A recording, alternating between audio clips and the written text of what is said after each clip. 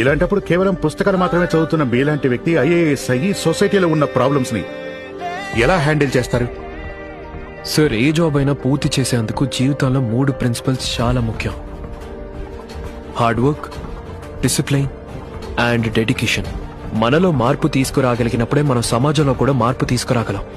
భారతీయ సమాజంలో కులానికున్న ప్రాముఖ్యత గురించి మీరేమనుకుంటున్నారు?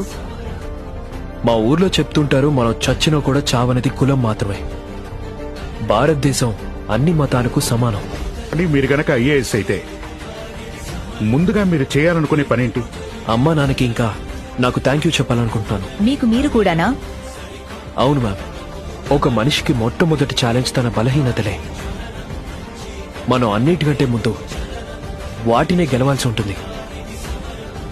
దానికోసం మనల్ని మనం గౌరవించుకోవడం చాలా ముఖ్యం.